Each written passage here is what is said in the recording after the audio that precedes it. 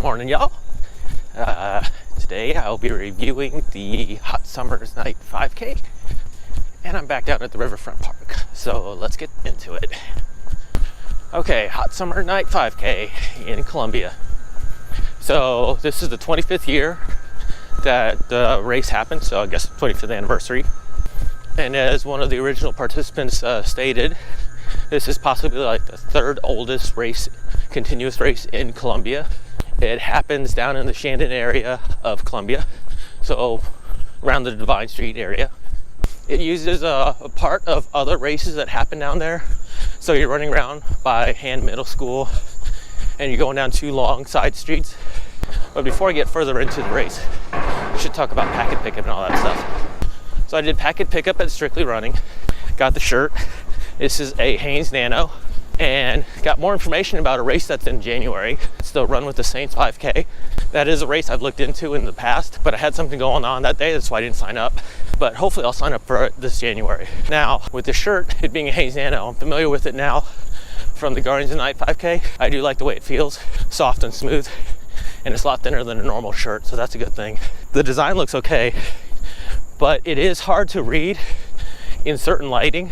I think that would have benefited a little bit if they put like a black outline on the yellow, because the yellow is very nice, but it's just hard to read on a light gray shirt. Now, since the race was at a new course, the start was by Strictly Running and the finish was at Strictly Running. If you didn't do packet pickup the day before, you could go right to Strictly Running, pick it up then, because they were set up in the back room. They still had open registration there. A couple bibs ready to be picked up for people who paid for them. Now, besides the 5K, which started at 7:15 p.m., there was the fun run for the little kids. And what they did was they had everybody start, had them run down to this one street corner, loop back, run past Strictly Running, go back to another street corner, and come back. The whole crowd was out there cheering, and you should have seen them go. At 7:15, we all gathered at the start line, which was next to the gas station off of Divine Street. The course is listed as a relatively flat course. There are a little bit of hills in there. With running that area before, I knew where to expect the hills, but it didn't stop the leg cramps. Now, the race was just shy of 250 participants out there. However, I know more than 250 tags were bought because my wife was gonna run, but she got pretty ill, so I left her at home to get some rest. But when I went scrolling through the results, I would see skips in the numbers for the bibs, and that was a good indication that other people weren't there as well. But it was still a pretty good turnout. Started in the back as usual, and the weather held out, thank goodness. But it looked like it was gonna rain at any moment, and I'm so glad it didn't. I think the humidity helped me the first mile, because I wanted to do like an 8:30 pace. I didn't want to go too fast, or I didn't want to go fast, I should say. But for some reason, I looked back at my Strava time and I had like a 7:47 mile. And I'm like, that's a little too fast there.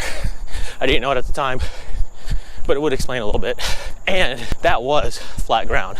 Second mile, I had like an 8:18, maybe an 8:10. I have to go back and look. The crowd was definitely thinned out by the 1 mile mark. That might attribute to my slowdown time. And it was between miles 2 and 3 is where I started getting leg cramps.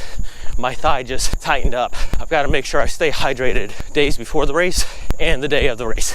There was one big water stop out there at the halfway point, so around the 1.5 mile mark.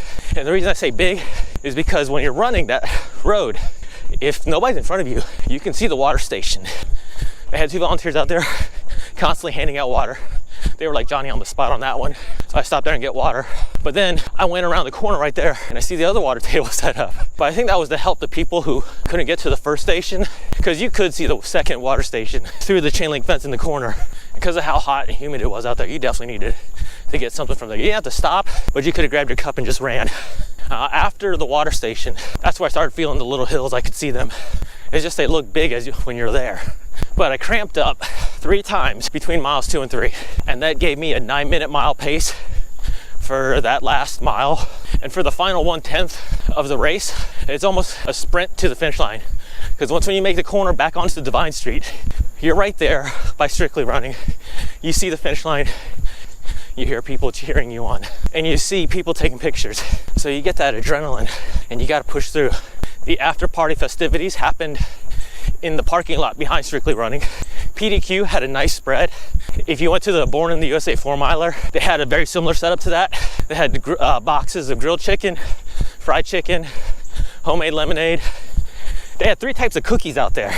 But in addition to PDQ, I saw K3 koala bottles out there. You get a chance, check them out. They make some good stuff.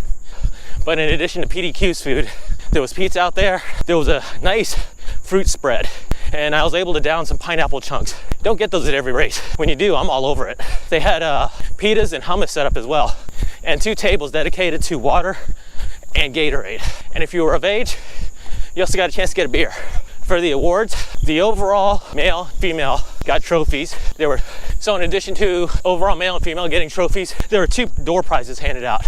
One for the person who ran Hot Summer's Night 5K the most, and I didn't catch his name, but he ran it 22 out of 25 years. And then the other door prize was for the PE/track coach who had the most students out there.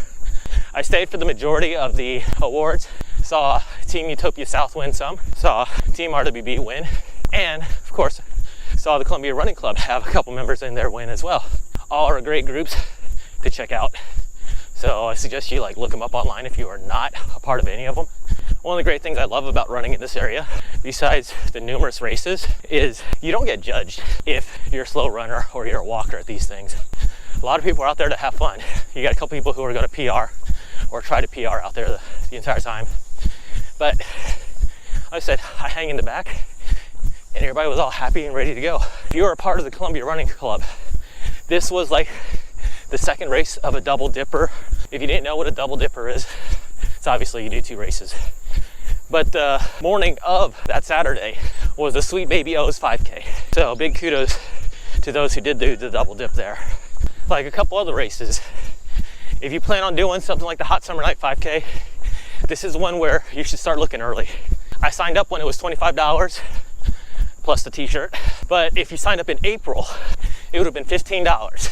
I wasn't sure at the time if I was going to be doing this race or not, only because there's a race that took place in Anniston, Alabama that day, and that race was a little special to me.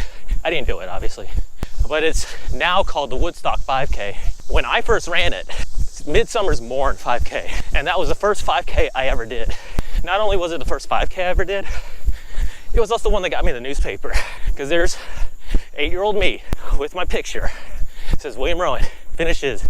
at last. Should be a point of embarrassment, but it's not. First exposure in a newspaper. My mom and my dad were always running. Well, can't say my mom was always running. She only started running the year prior, but she was racking up medals and trophies. But what is now the Woodstock 5K pretty much set the wheels in motion for my love of running. Now, there was a good 20 years where I didn't run in 5K races. However, that didn't mean I didn't run. Because obviously, 25-year Army vet here, I'm gonna run. I'm wearing airborne wings. I have to run. So I really thought about doing the Woodstock 5K. That alarm's going off. Man, I've got a nice pace going. But quick PSA, the Woodstock 5K is one of the signature events for the Anniston Running Club. So Anniston, Alabama, is a lot smaller than Columbia. But if they've got a running club in their town, check out yours. See if you got something like that. Because they'll always be able to tell you when something's happening. And who knows, might see a friendly face or 2 in there that you know already. All right, so if you ran in the Hot Summer Night 5K, go ahead, let me know down below what you thought about it. And you like videos like this, go ahead, comment, subscribe, share it, obviously. And my next race review should be on the 8/11 5K. New course, so we'll see how it goes. All right, till next time. Bye, guys.